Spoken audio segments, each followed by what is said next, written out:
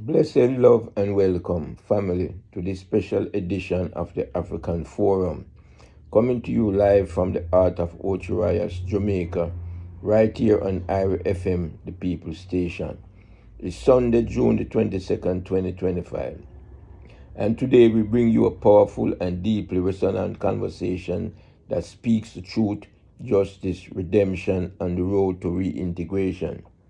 This morning, we are honored to have sat down with a man whose life story is not only moving but also transformational. Michael Gillie Aaron, author of the riveting new autobiography, Forged by Time, and president and CEO of Forged by Time Limited. His story, one of political persecution, wrongful imprisonment, and eventual freedom, is chronicled in this unforgettable publication.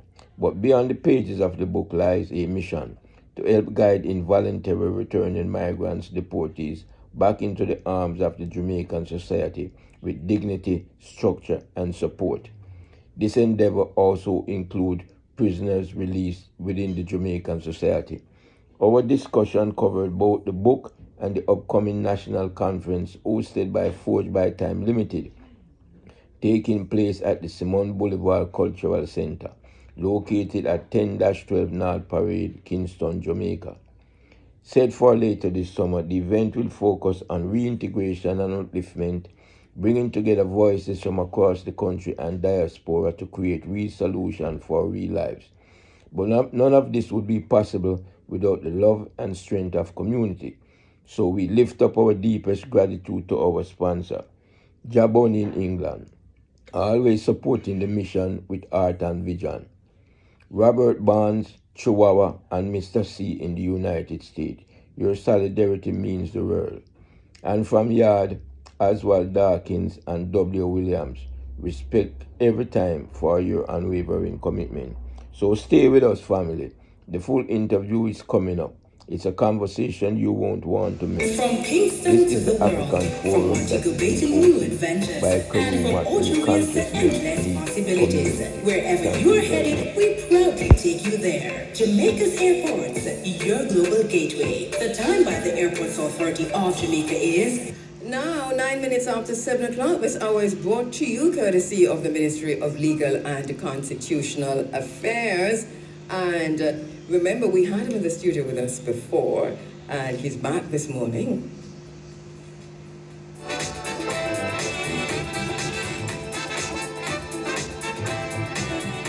He's an author. The book is called Forged by Time, How I Survived 45 Years in Prison.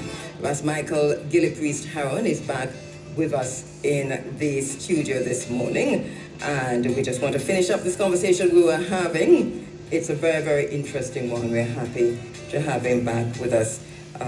Gillie, welcome back. Thank you very much. Morning to you, your staff, and listeners. Yes, good to have you back in studio with us this morning.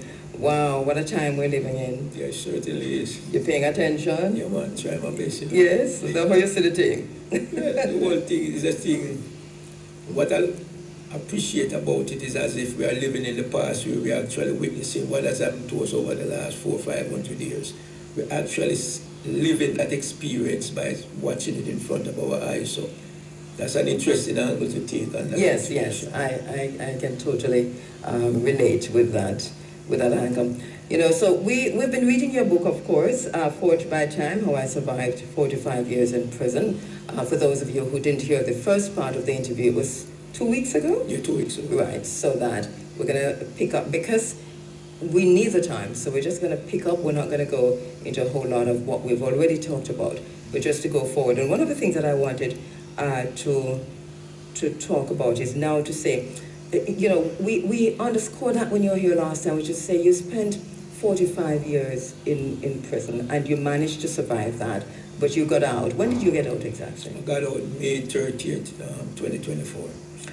And you spent these 45 years in prison despite being innocent, and this is the thing to bear in mind, despite being innocent in the American prison system. When did you first recognize that the system was not didn't care whether or not you were innocent? Well, basically, I started to come to that conclusion during the trial proceeding. Because one of the things you notice whenever you enter a courtroom, they speak in a total different language. They speak in judicial terms. So that 19-year-old person sitting there and listening to it.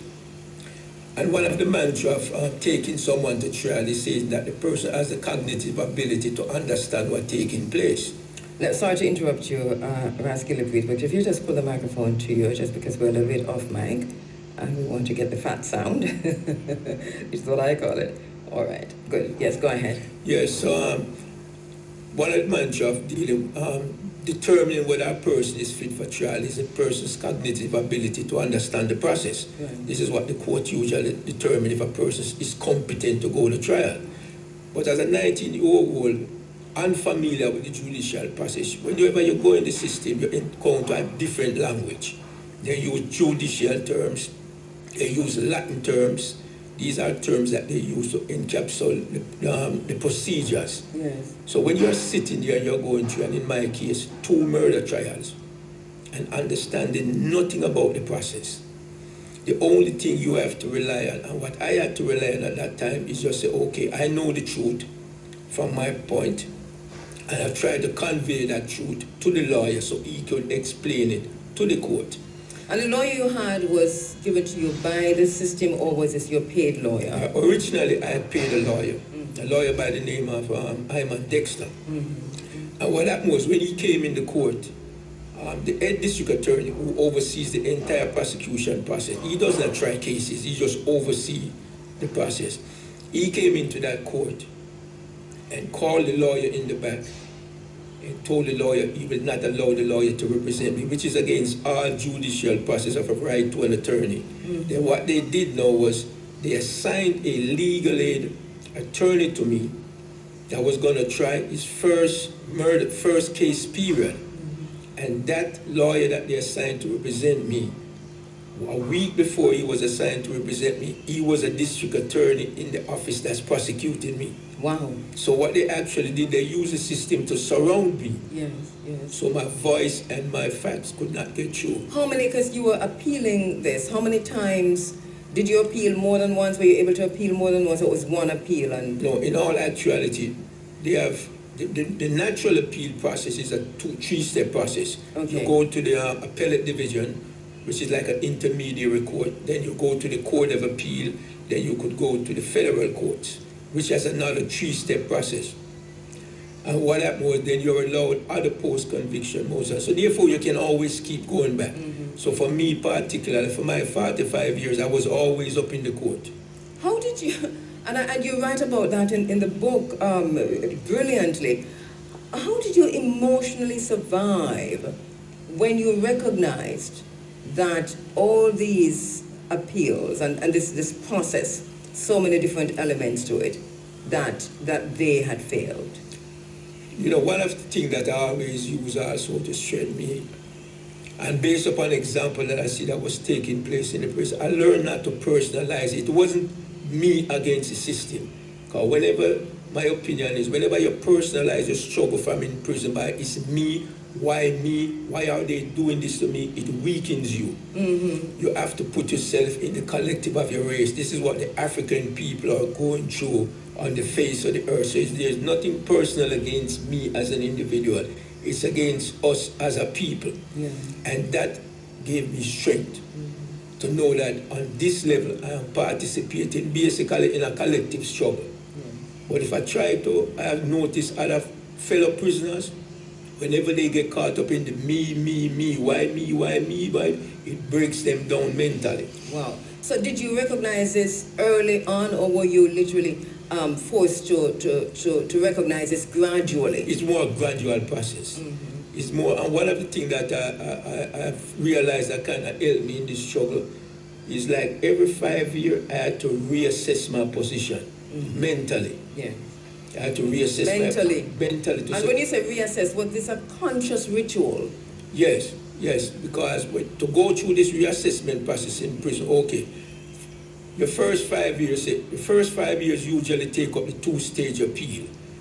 To go to the appellate division and go to the court of appeal, if you have to go through those processes unsuccessfully, it usually takes 5 years. So when they shut down those two stages, you have to now sit back and say, well, I'm not going home in 5 years because the 5 years is already passed. How am I going to approach this? And then by you gradually reading, occupying your time, reading about struggle, reading about other people's struggle within the system, you start to get a wider political, judicial view of the system. Then you have to reposition yourself within that new context mentally. Let me take a break. So you literally became an attorney. Yeah. In prison. Within the system, yeah. What they refer to as a jailhouse lawyer. Yes. And in that process, I had assisted numerous people to secure their freedom. Right. And while you were doing this, you were unable to secure your own freedom. Right, because there's a trick to that. The trick to that is they have what they call judicial procedure.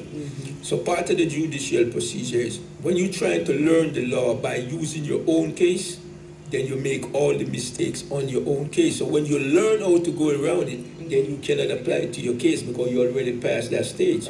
So you can only apply it successfully now when a new person comes in the system and you could give them the guidance and say, okay, do not do it this way, do not do it this way, because that's what jammed me up. Yes. Here is my experience from that. Right. And I learned from that, so here, this is where you go. And this is why we mentioned last week, the brother who you met, who ended up being free, he was also in prison.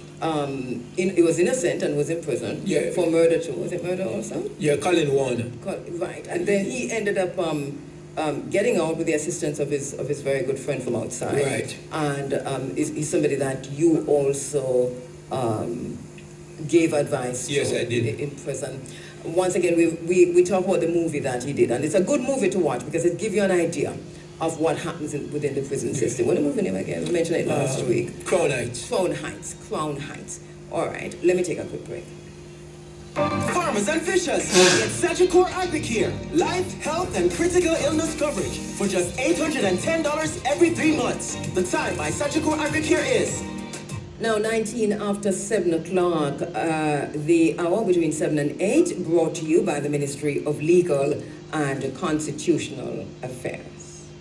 In Jamaica, your rights are protected by our Constitution. From the right to education to freedom of expression, every citizen deserves respect and dignity. But remember, with rights come responsibilities. Let's uplift and respect each other and stand against injustice. Together, we can make Jamaica a better place for ourselves and future generations. Know your rights. Embrace your responsibilities. This message was brought to you by the Ministry of Legal and Constitutional Affairs.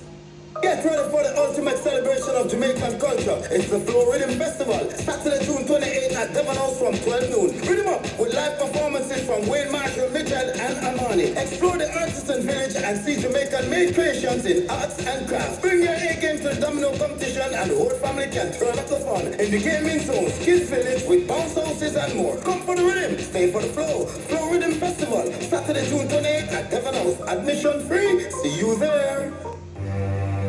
Magnum presents Dalsaros Party, Saturday, July 5th. Dalsaros Parking Lot, Ballas Valley St. West, performing live. Six like a lunch. Rice knows the occasion. Look at yourself and say you're strong. Music by Mason Dizzy, Big Panther, DJ Marvin, Magnum Bucket Deals all night. 6 for 2.5. Admission free. Must be 18 and older to please drink responsibly. Mellow Vibes is back with non-stop dancing to your favorite hits. Saturday, June 28th at the Mass Camp. It's summertime. Get your tickets pre-sold for $1,500, $2,500 at the gate. VIP, $4,000 pre-sold, $6,000 at the gate. Mixed drinks included. Ticket outlet, CD Greg, Collectibles, Signature Star, Hickson, Georgina's Pharmacy, and online at carrotix.com/Mellow Vibes. It's Mellow Vibes. Summertime. Saturday, June 28th at the Mass Camp. 18 years old. Drink and live responsibly. Guinness presents Guinness Pull Up. Friday, June 27th, Stadium East Car Park with performances by Governor and Armani. Admission pre-sold. Buy a 6-pack at Kenny Granville gas station in Kingston to get a ticket. At the gate, buy a 6-pack for only $3,000 to enter. Must be 18 years and older. Drink and live responsibly. Only required. That's Guinness Pull Up. Get to for 9 p.m. Needing some information on everyday financial matters? Then check out the Financial Corner. This and every Monday at 6 p.m. during live at 5:45. We give relatable financial information, the latest financial news, as well as financial tips. That's Financial Corner. This and every Monday at 6 p.m. on the nation's #1 Irie FM. All right, we're back with you inside of the Africa Forum. This is Running African. My very special guest in the studio is Michael Heron, Gillie Priest, and we're talking about not just his book, but about his life. But he's written about his life. I'm sure there should be another book, right? Well, for the entire period of my incarceration, I wrote like 28 books. But this was the only one I ever tried to get published. And the majority of the books I wrote, I donated them to the Schoggenberg Library in Harlem, in New York City. There's a lot there, as I can see. This is something that I think the Jamaican, there are many different agencies, institutions, and government ministries that could learn so much from your book. One of the things that you write about is the relationship, the diplomatic relationship between two countries, Jamaica and the United States in this case, and how that impacts a Jamaican citizen who is imprisoned, incarcerated in the United States, even when innocent. You mentioned it when you were here before, but reiterate a little bit. One of the things is, there appears to me not to be a lack of a process, or the Jamaican representative, which is basically the embassy and the consulate, how should they interact with the incarcerated Jamaican in these foreign countries? Yes. So what we find happening is, from my basic experience, depending on who the consulate is, or depending on who the ambassador is, how they liaison with you depends on the person's personality. So the government may appoint an ambassador. When we contact him, they don't even respond to you.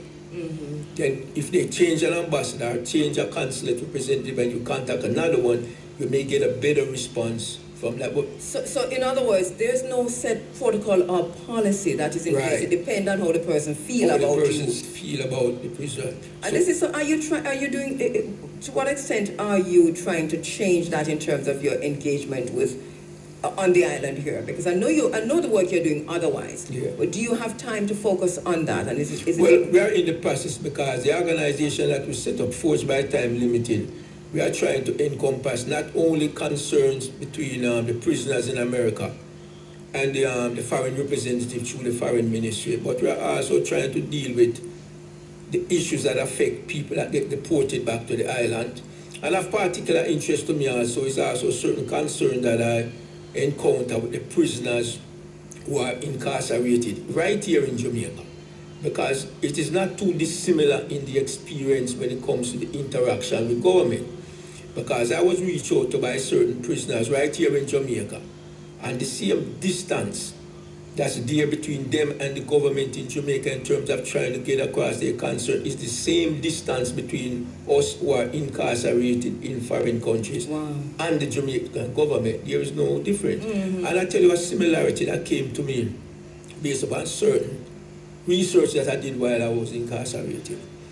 When you go in, I can speak particularly of New York State and kind of assume it in a lot of the different states.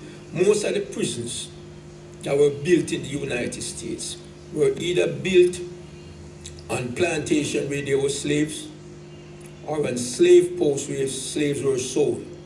You know, it is the same thing in Jamaica. The prisons in Jamaica are built on either where slaves were sold, dungeons, yes, right, or where the last slave plantation. Yes, true. And when you look at the structure of the people who are in prisons, these are the descendants of those who were most enslaved and the descendants of those who most rebel. How does one keep its sanity, in especially when you're innocent? And just reiterate first, because you proved your innocence. Your innocence was proven beyond a shadow of a doubt. You still did 45 years. Still did 45. How do you keep your sanity? And then also remind us how your innocence was proven. And you told us last time you were here too that the person who either later confessed or we came to find out who actually committed the crime. One of those persons what's his name? Marshall? Yeah, well, this is what happened. My real true name is Michael Aaron, as you know. Yes. But my street name at that time as a kid was Gilligan.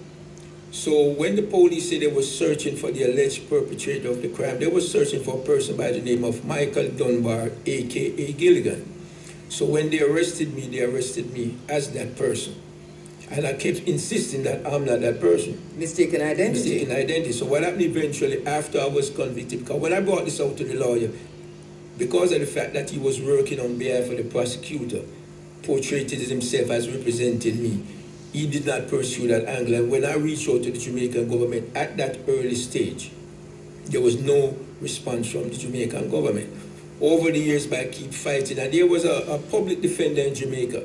His name was Hamilton? No, Earl Witter. Witter, yes. Earl Witter. Yeah, he took up my case right here in Jamaica, and then he started to reach out to the government official, P.J. Patterson, Portia Simpson, Edwards. He reached out to them, and then I started to get a little response. And they were able to contact the Interpol division in Jamaica, the International Police. They have an office right here in Jamaica, and they were able to locate documents after they retrieved my fingerprint to prove that I'm not that person. Then they had sent up the criminal record of Michael Dunbar, a.k.a. Gilligan, to the federal courts in the United States. When the court received it, based upon their procedural argument, is that I should have brought that out during the time of the trial, so now it's too late for them to address it. And if you look in the back of the book, I exhibit all the correspondence between myself. And that makes no sense. But what do you mean it's too late to address it? Your life is at stake. You've been given a 45-year sentence. Anyway, we can get angry after the fact. You survive. I mean, just I get angry for you right now. Yeah. But you survived this. One of the things you write about in the book, and no, before we go on, in terms of your innocence, is that people who actually testified against you came forward, put affidavits into the system. Affidavits, of course, a legal document. Right. You can go to jail if I lie your life by affidavit. So people understand what they were doing. Yes, it was signed and notarized by, what's the equivalent in Jamaica when you say a justice of the peace? Yes. Over there they call it a notary public. So you have to go in front of these people, sign and swear that this statement that you are retracting is true. And basically, what came out of that was a level of police corruption, wasn't it? Yes, because what happened was you get caught. Whenever you accuse the system, especially the prosecution office or the police, for inducing fabricated testimony from a witness, when the courts make a decision now, if you say that the recantation is true, it means that the allegation against the police is also true. Mm-hmm. So now the judge has to choose, do we prosecute a prosecutor? Do we prosecute the police, or do you keep the convicted prisoner in prison? Mm-hmm. The easiest choice for a judge who is a colleague of these prosecutors is to keep you in prison. Mm-hmm. And so many people came out, so many affidavits, so many confessions. Yeah, all the witnesses against me except one that I was not able to locate recanted their trial testimony. So basically everyone who testified against me during the trial, over the years, they recanted and informed the court that this was information you were using as you went through the stages. As I went through the stages. To prove your innocence. Yeah. And then you wrote about, and please read the book, because the minute you were told that the appeal had failed, we can feel how that really despondency.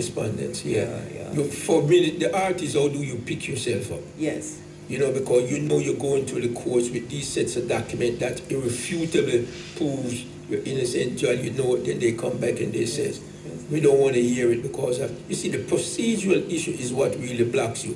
The courts basically tells you, if you're coming with an argument, you have to bring it within 30 days, or it's no good after 30 days. Mm-hmm. If you don't bring it within 3 years, it's no good after 3 years. So when you're staying behind bars, struggling to prove you're innocent, for you to get evidence and documents sometimes take you 5, 10, 15 years. Yes. And when you get it, the court will say, no, well, based upon procedural rule, we cannot look at it because it's too late.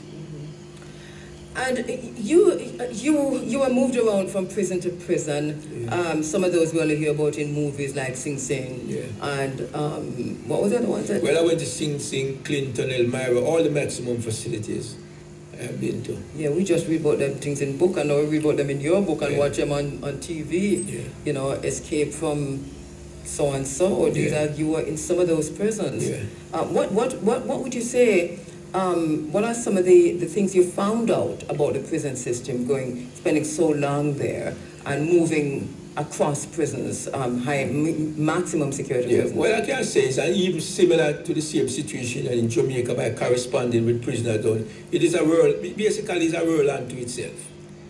Society condemns basically everybody in prison. So whenever you make an allegation about police abuse, the prison administration of abuse, is automatically dismissed. You have no credibility as a person who is convicted. You have no credibility. You have lost your human. And I tell you what, in America, in New York State in particular, there's a civil law under the civil rights jurisdiction within the statutory laws of New York State. Anyone who gets convicted and gets a life sentence is considered civilly dead. By law, you are civilly dead. Therefore, your civil rights is sequestered away. You are no longer living in terms of how you are seen by the state. Did you fall in that category? Yes, I fell in that category because I had 45 to life. So once you have a life at the back of the sentence, you are civilly dead within the system. So when you go in front of any administrative body, any judicial body, any political body, you are reduced purely by law to a number. You lose the right to your name, you lose your right to your existence, you lose your right to your family, you lose your all civil benefits. It's sequestered away as long as you have a life sentence at the back. So whenever you go in front of anyone, you're going as a dead person by law. And because naturally this society is against people who are convicted, and in some cases rightly, based upon certain heinous crime, you could see where society. Yeah, so the person is guilty. But you're talking about somebody who is from day one saying I'm innocent, and then along the way proving your innocence. Right. This is, we need a break. Let me take a break. Yeah.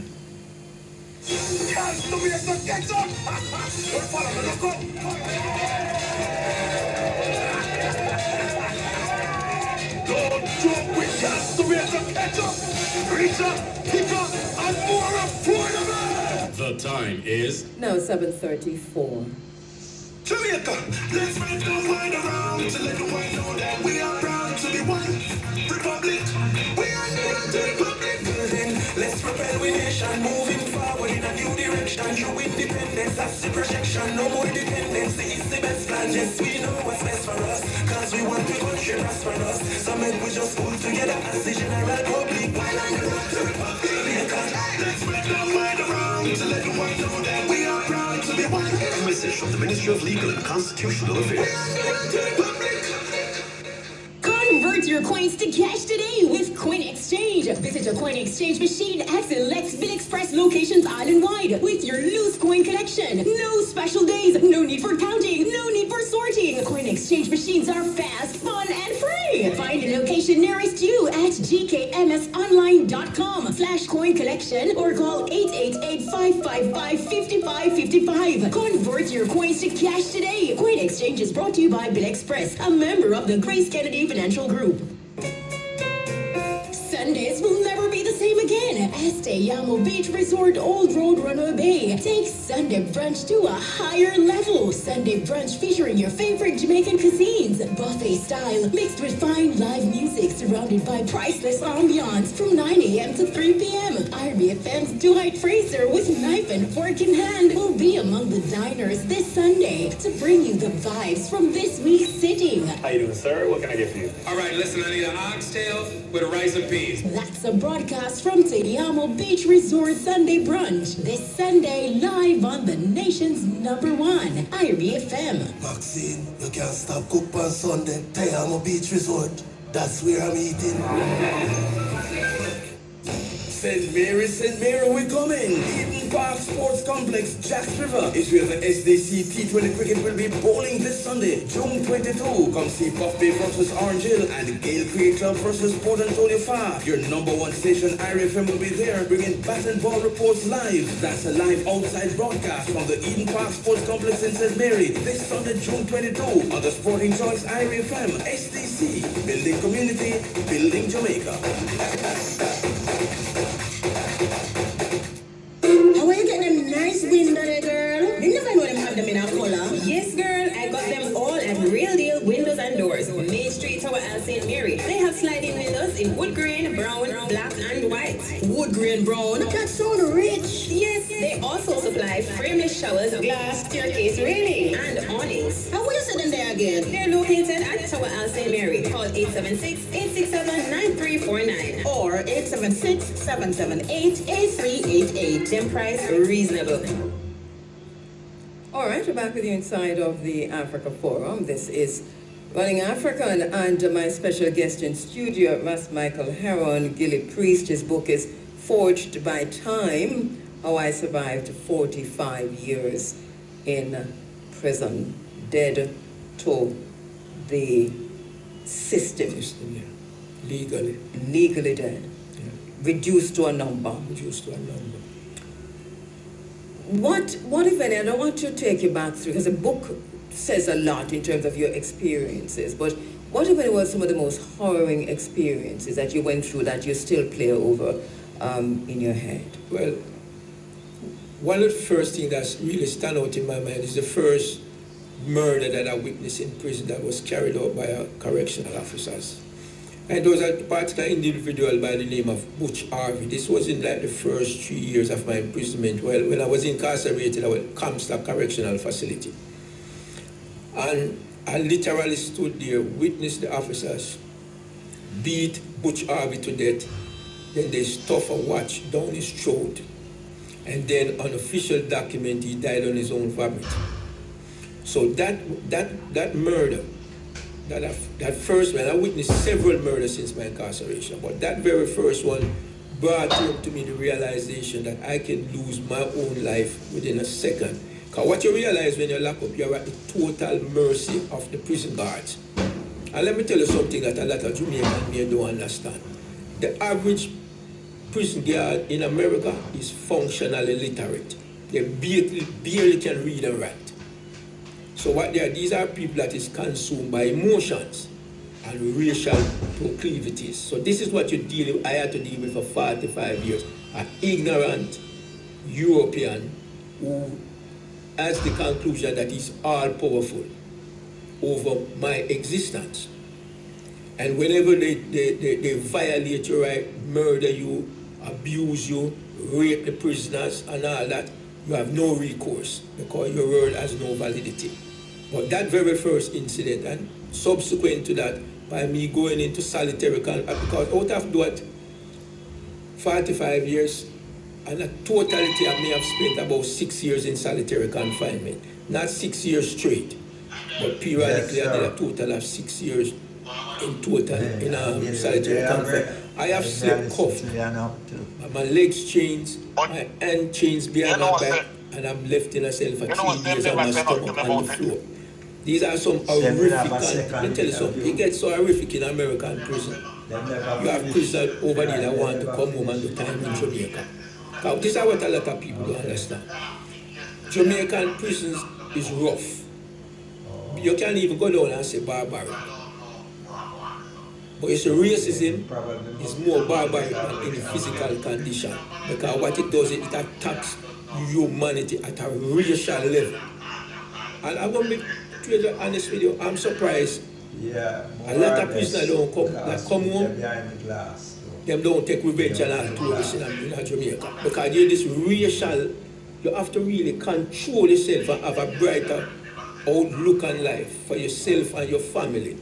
But when you go through racial oppression, not just physical prison condition. Please do not take revenge on anybody when you come back to Jamaica. Yeah, and I'm not saying that. But I know you're not saying that. But you know, but it's gone out, so I had to come back with that responsibly. But and the book is pretty good at capturing what you went through. solitary confinement is not an easy place to be in. No, it is not. 3 days cuffed with your hand behind your back and your legs cuffed. Yeah. 3 days. Yeah. You see, I'll just share another experience. I had like 3 heart attacks during my incarceration. Yes, you wrote about that. And there was one where when they brought me from the hospital about 3 o'clock one night, pre-dawn. And in this particular prison, whenever you walk, it's known as the upstate prison. Whenever you walk, you have to rub your shoulder on the wall. So you have to walk, touch the wall. You going through the halls, going through the place, and this is the regulation. This is a policy. Yes, because this entire prison is a solitary confinement prison. Oh. The entire prison. There's no regular population there. So you walk and rub. You just have to walk with one shoulder rubbing on the wall. One shoulder rub. So whenever they tell you to stop, you have to face the wall and let your nose touch the wall. Yes, I see how you write about that. Seriously. Okay, so when I came in that night and they told, I felt so out of it that when they tell me to get up on the wall to rub my shoulder, I refuse. That night, I actually made up my mind to die. And there were several times within my incarceration when I made up my mind to die for whatever that particular experience was going through. And you know what? There's a sense of liberation in that. Yes, and I picked that up in the book, that when you stand up to injustice in that system there, and to be the dehumanization of your person and your spirit and yourself, that when you stood up to that, I could feel in the words that for you was a moment of liberation. Yeah, several experiences with that. Whenever you say you have no attachment to nothing material, no attachment to tomorrow. Yes. You're going to go through this experience. And you just see human nature. When you reach that stage and a human being looks into your eyes, they can see it. There's a contest on a whole mental level, sometimes even just for a second, where they could see that as... But you were 19, and so that you were developing as an adult. You developed as an adult in prison, because 19 is still a youth, especially. I wanted to go on with one of although you had children and girlfriend and so on. Still immature mentally. Immature. And we get that from the book. Right, still immature mentally. You know? But then when I realized, there was a point of my imprisonment when I come to the realization that I cannot just spend all these years fighting for freedom. I have to reshape myself. I have to grow as a person. I have to round myself out as a fully grown human being. And that's when you accepted your situation? No, I didn't accept the situation. What I accept is that fighting for freedom alone is not enough. Yes. What about you, the person? What about your own development? Right, so what I started to do, I was in the prison, they give you a compensation for certain type of program. So I was making about, it changes, it fluctuates, but let's say about $10 a month. And then what I started to do, I started to contribute the $10.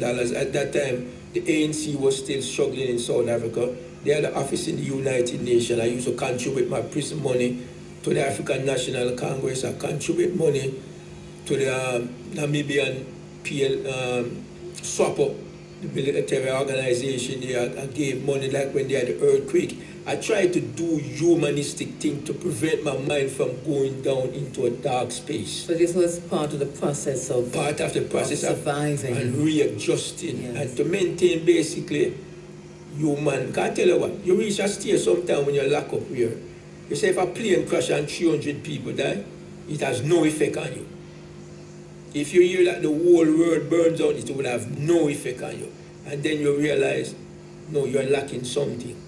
So you're going to have to make a conscious decision. Even though you are being oppressed, even though you are struggling, you have to reach for that inner space to say, no, you cannot hear something where 300 people die and you have no response to that. So you have to literally try to save yourself. Because the civil debt that the system imposes upon you, it has a way to start to grow on you where you're actually now acting. Yeah. The book is worth the reading. I'm once again going to just implore on our listeners to get a copy of the book, because it reads, it's more than just your life story. Yeah. This is for sociology. This is for political classes. These are students of politics, of sociology, of you name it. I mean, law specifically. So there's just so much here, and it is well written. You actually, as we said last time, completed 2 postgraduate degrees while you were there. So congratulations on that again. And the book, they use the book intermittently within Bard College in certain anthropological and sociological programs. Yes, I'm not surprised. I'm not surprised. That's something that can be used here in Jamaica too. Yeah. So let's just talk a little bit, because one of the things I note in the book is, and you know, I was so disappointed when you wouldn't call people names. You know, you see a book upon this person, you know, it says who. Yeah. You know, and all them something there is who.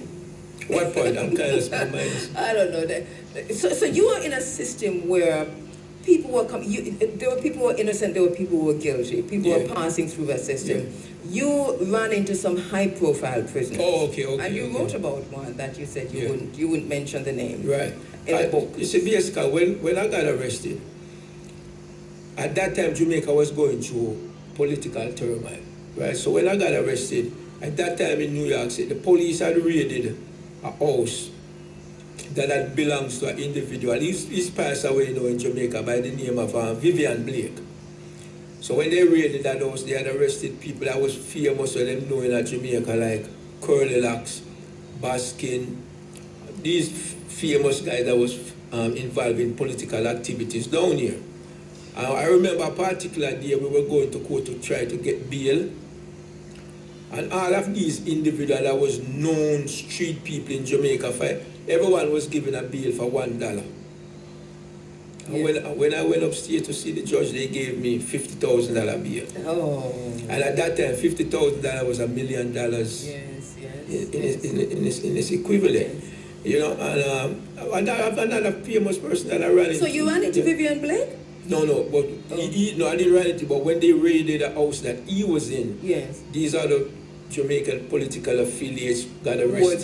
Were there, and they were brought into the okay, so people like Curly Locks and Curly Locks, Baskin, can't remember the other name, but several known persons. A lot of them came back to Jamaica and died down here during that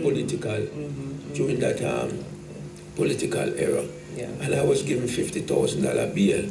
But one of the things you asked a question earlier, right? Depending on how you deal with, one of the reasons to bring it around to the fact that come down to Jamaica now, we form the Forged by Time Limited for-profit organization, but it's really to fight for social justice down here and to amalgamate basically the deportees condition with the condition of prisoners in Jamaica. Yes. And we're in the process of having a conference for August 17 at the Simon Boulevard building downtown. I really like to say that is that I want to address those issues. Yes, because coming out of all of this, and one of the reasons why we're having this conversation is really to say, where are you now? And what are the plans that you have? Because I know you're already gone headlong into trying to help Jamaicans, not just those who have been incarcerated, but incarcerated and also deported. There are different levels of people who are deported to Jamaica. Are you focused mainly on those who are incarcerated? No, I'm trying to approach it from the angle of just deportation. Because what happens is, once you come to Jamaica, you are lumped as a deportee. And no one spends enough time to ask you, are you coming from the prisons? Are you coming from the street? Are you a civil violator? Are you a criminal? All that is pushed to the side. You are a deportee, you shall be treated as such. And that one thing that's touched to me that I always rests on my mind is this. It's when foreigners, especially foreigners from European countries included, so when they go to any black country and get convicted, that conviction is not used against them on any level when they return to their country. You know. The American system will never use a conviction of an American in Jamaica against their own system. And that is one of the reasons how they get around that America have treaty with every country what they call the prison transfer treaty. They don't even accept you imprison their citizen. So they create a law where say if you imprison an American in a foreign country, you can sign this paper and that person comes back to the United States, that person get their sentence reduced and they go on the street. And you will never find a European, when I say European, I'm including all in Western countries, including America. You will never find that person get convicted in a foreign country here, go over there, and it stigmatizes them. We in Jamaica, we know how racist those countries are, right? We experience it. But when we come back down here now, the Jamaican government will accept and persecute. I just read an article, they're planning, they're considering this, the security minister down here, Chang, they are considering now to put ankle bracelet on returning prisoners now. It's going through a discussion right now in the Jamaican government. So now you are going to... You're re-victimizing...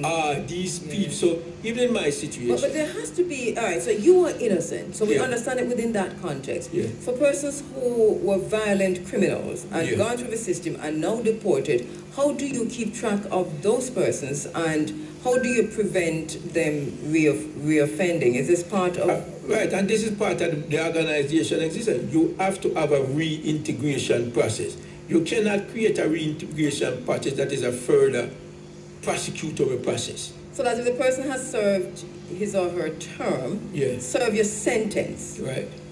Then when you're coming into the island, you're saying to put ankle bracelet on them at this stage. Right, that's what they are doing is now. To sentence them again. Yes, that's what they are considering. I understand right the reasoning, now in Jamaica. and I totally understand the reasoning. So you're saying that there's a different way to do this, which is a reintegration process. A reintegration process, because this is what when you land at the airport now, you speak to about 4 different government agencies: security, custom, justice, health, that they meet you at the airport. And they run you through a perfunctory stage. They have no time to individualize you. A, B, C, D, all right, get out of here. Once they put you out and you go through the door at the airport, what do you do? Who do you turn to? You have people that left Jamaica, let's say 6-month-old, 5 years old. That person now is like a refugee in his own country. He's not just a deportee now.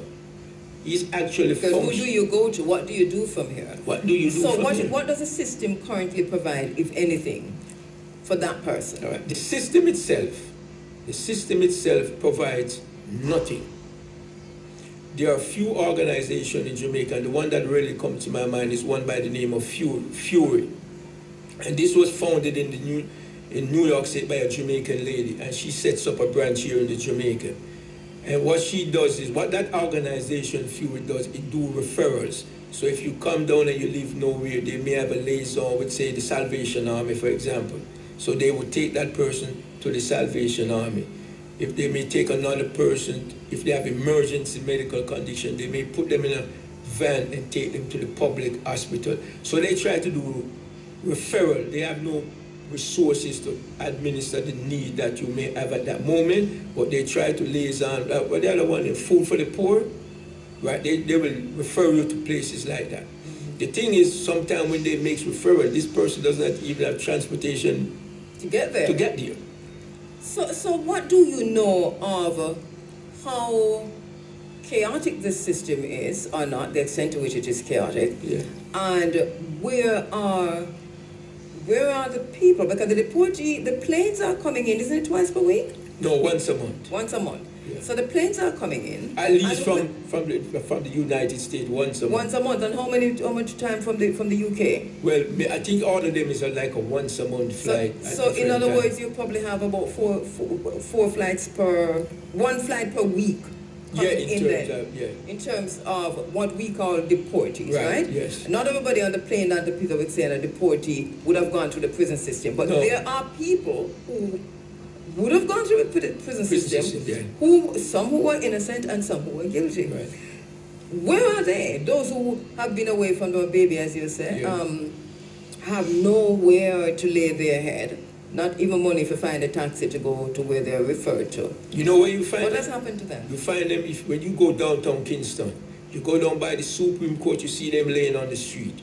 You go into the park, Parade Park in downtown Kingston, you find they tend to mostly hang out in the parks. And they sleep on the benches. You know those communal benches that line the street, or monumental chairs and stuff like that? That's where they live and that's where they sleep. You know, I was in Kingston on Thursday, and I was shocked to see how that level of homelessness has mushroomed in Kingston.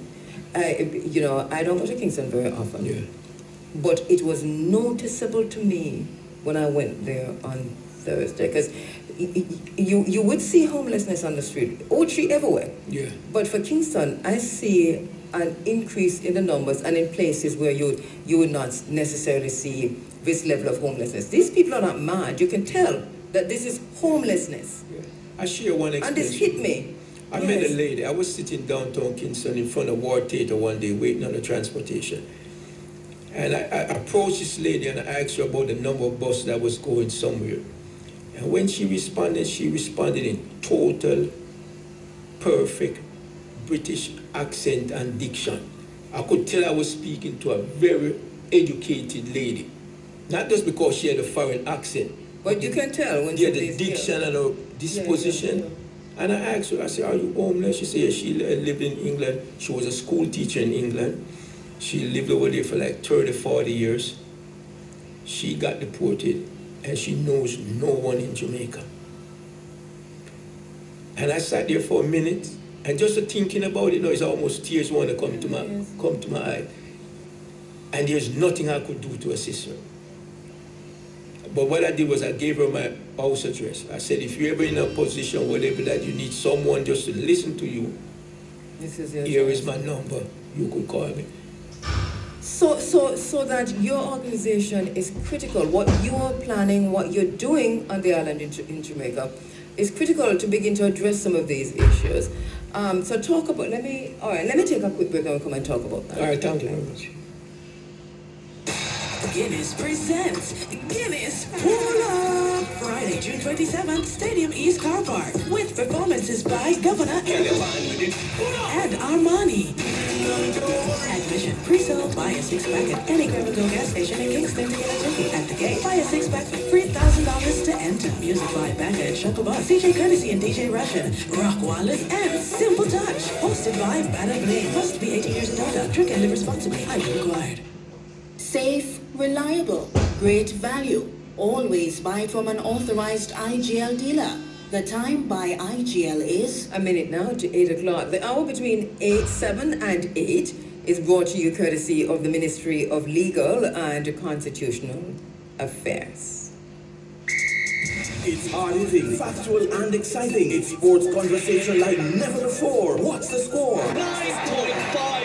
Every Monday night, 9 to 11 on the nation's #1 Irie FM.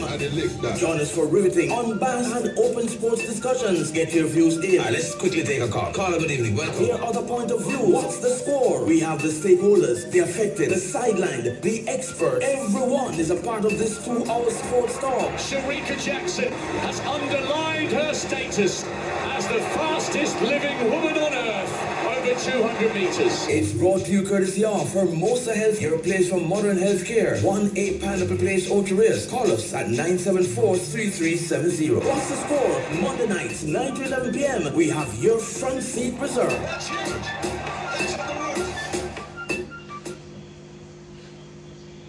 Truth is, you can live life to the fullest with HIV. This time signal is brought to you by the Ministry of Health and Wellness. The time is... Now, 8 o'clock, you're inside of the Africa Forum. This is Running Africa, and there's a lot happening while we have been talking with my brother, Gillie Priest. Coming from the United States, Donald Trump is, well, I'm not quite sure if he's saying this in a tweet or if he's saying this online, but he's saying there are many targets left. So he's threatening Iran. So Iran is threatening the U.S., and the U.S. is now threatening Iran to say there are many targets left, and that Iran betrayed diplomacy and all kinds of stuff. No, Iran's foreign minister, as you heard earlier, has been accusing the United States of betraying diplomacy after it joined Israel, it said, in its air campaign against its country. It was always America's campaign. I think Iran knows this, but is doing it in such a way as to stick within the narrative that they are pulling the wool over people's eyes with. So basically, this is what is happening. And 30 seconds ago, Al Jazeera is reporting no deaths in U.S. strikes on nuclear sites, according to the Iranian Red Crescent. The head of Iran's Red Crescent Society says there have been no fatalities in the U.S. strikes on Iran's nuclear facilities. He said, fortunately, we did not have any martyrs in last night's events in the U.S. aggression against Iran's nuclear facilities. And they're going to say martyrs, because this is Persia you're talking about. The very people's names, when you translate them, translate to martyr. This is basically what it is. An understanding of culture is important, but the demons and the walking souls and the skinwalkers and the narcissists and psychopaths in the West, they cannot understand that because they're just borrowing, skins and walking around in them. But they're people who are willing to be martyrs. All right, so let me go back to my very special guest, Michael Gillie, Gillie Priest. All right, so let's go to the work you're doing on the ground now, Gillie Priest, in terms of trying to catch those who are coming in, whether it is from finishing your prison sentence, now being deported, and other deportees, and what the organization that you formed on the ground. Tell us a bit about the organization first. All right, this organization was basically conceived while during my incarceration, because I know that the needs that I had that was lacking, and the needs of other prisoners. And one of the big things that we meet, because in the prison over there, we are able to meet in our organizations, one under the banner Rastafari when we won the case for collective congregate service, and we had a civil organization by the name of the Caribbean African Unity. So we heard feedbacks coming from prisoners who got deported, what the struggle they were going through in Jamaica. So we come down here and we incorporate. And the purpose of this conference that we have coming up August 17 is trying to bring certain government representatives, particularly from justice, security, health, and social welfare, to invite them to the conference to come and expound upon possible resources that deportees can access. Because when you come, a lot of time when you listen to these representatives, they speak in elusive terms, they give you information that is not operational, you cannot use it. So we have reached out. Yesterday I met with the executive team that we kind of put together down here. My virgin Oswald Dawkins, I have another virgin by the name of Surf.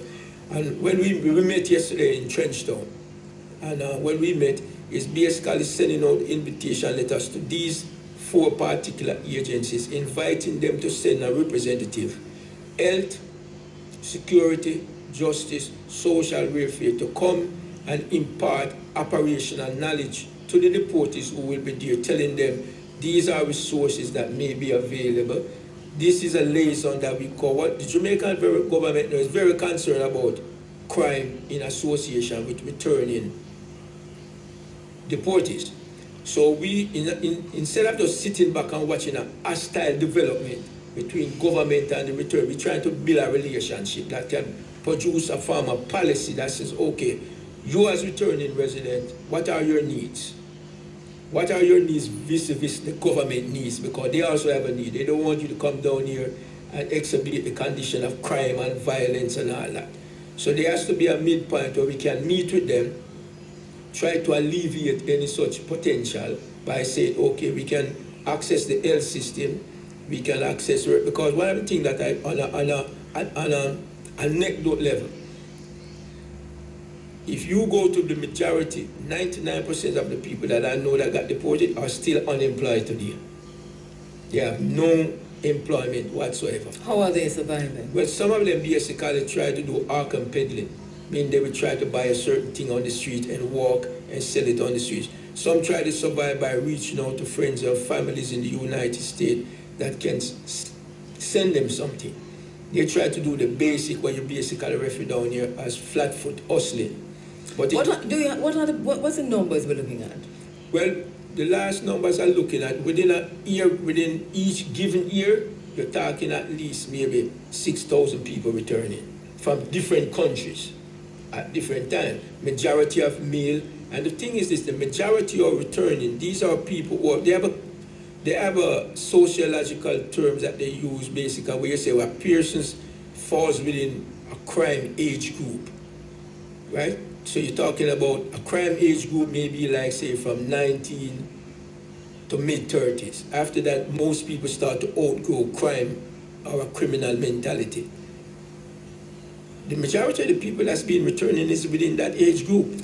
Okay, so we're looking at a possible crisis. Yeah, and it's all going to depend upon how do we approach it, because the government is going to approach it from the point is that we're going to further their punishment.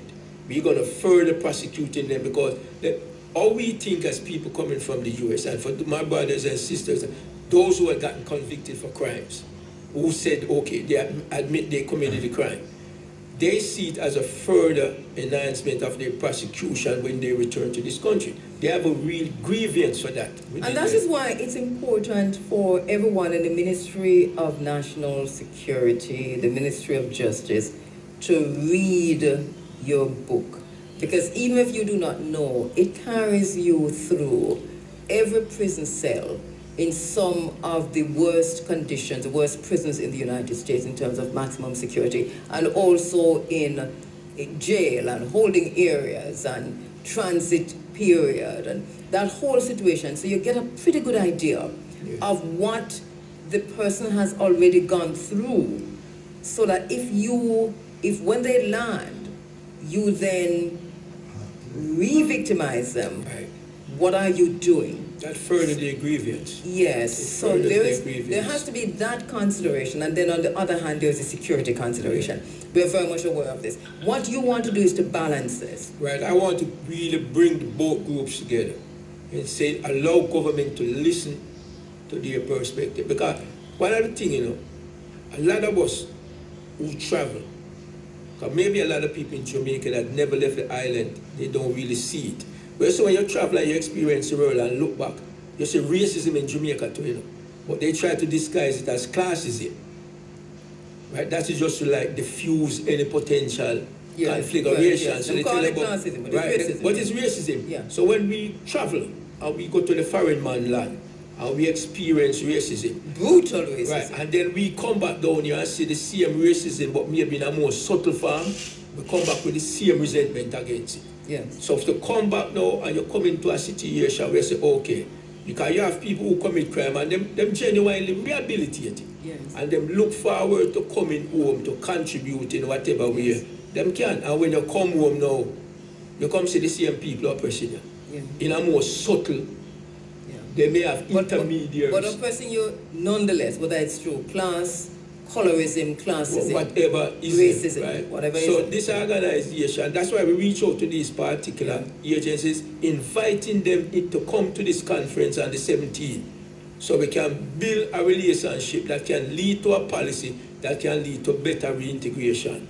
All right, so the conference is going to be on August 17 at the Simon Boulevard building, 10-12 North Parade, Kingston. All right, how can people attend and who's to attend? Well, we're asking everyone, both deportees, families, supporters, sympathizers, anyone who can have any social interest, any societal interest, anyone with anxiety about, come and listen, because we're going to also have a testimonial period.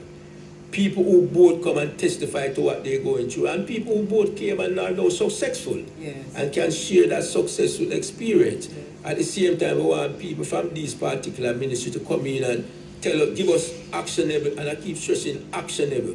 We don't just need information that you cannot use. We want when these individuals leave, a person who comes up with a medical interest, said they can't get their medication, they're supposed to can leave with information from some representative from the Ministry of Health that say, okay, to get your medication, this is what you do. Go to your local community clinic, register with them, get your prescription, actionable information that they can practically use for whatever their need is. And then farm, because right now the Jamaican government right now is forming a committee between all agencies that have an interest in the deported situation. And we are trying to reach out to them to say, pull us on this committee. Yeah.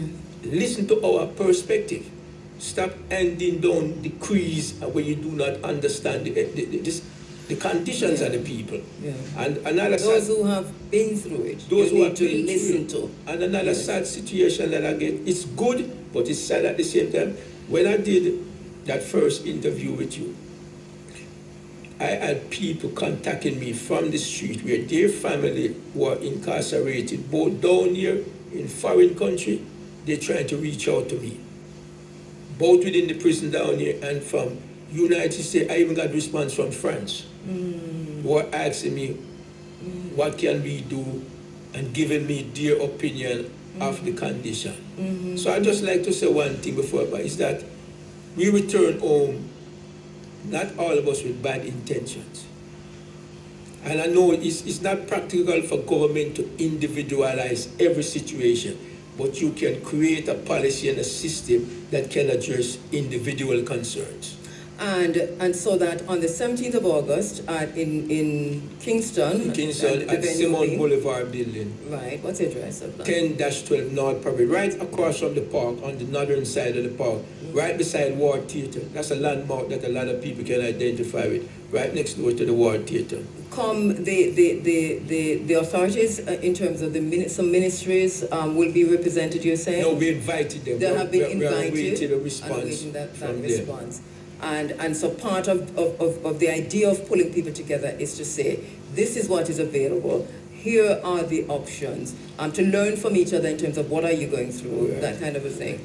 And it starts at what time? 9, it's going from 9 a.m. to 4 p.m. And you will be speaking? I will be speaking, and other guest speakers, and Carla Gulato. She will be there, but we are also going to invite her to give her a spot to speak upon the conditions that she is familiar with. Right, because she's doing a lot of work in the prison. Right, we like to give a platform to that part of the oppression that's taking. All right, it's brilliant what you're doing, and congratulations on that. Please keep in touch with me. Let me know how that is going. I'll continue to talk about it in this space. Once again, it is August 17. It is in Kingston at Simone Boulevard Center, and in that space, this is where a lot of what we've talked about here, but mainly the practical work begins. Or continues. And let me just say, basically, just give a shout out to basically those in the foreign country that's assisting me in putting this, like Jaboni. Greetings, Jaboni. Right? Yes. And Robert Barnes, that's in Florida. Yes. Chihuahua Rastaman from Georgia. And several other individuals. Mr. Sewell runs a radio program out of Florida. He's also trying to highlight the conference. Yes. And right here in Jamaica, to my guys that help me as well, Dawkins, Surf, and other individuals. Thank you very much for that. All right, brilliant. I'm sure we'll talk to you again before the conference. But my brother, safe travel back into Kingston, and thank you so much. The book is called Forged, F-O-R-G-E-D, Forged by Time, How I Survived 45 years in prison. The author in the studio with me, Ras Michael Heron, Gillie Priest, them call him. Forged by Time, How I Survived 45 years in prison. Where is it available? It's available on Amazon. Okay. Amazon. I want more shout to my virgin outside, Andel, who is from Ochiraya, so when I come down here, I liaison with him, and I like to big him up too. Thank you very much, and thanks for the opportunity. Thanks to your staff and your listeners. Thank you and very thanks much. for coming in, my brother. Gillie Priest, Ras Gillie Priest there. Remember now, it's going to be on the 17th of August. For Gillie Priest, before you leave, is there a number, or how can you be contacted? Put on my headphone. How can you be contacted? Is there a number? There is a number. Yes. 876-880-0827. 876-880-0827. And by email is forgedbytime@gmail.com. Forgedbytime@gmail.com. Right, and that is F-O-R-G-E-D. Thanks, Ras Gillie. Forgedbytime@gmail.com. All right, let me take a quick break.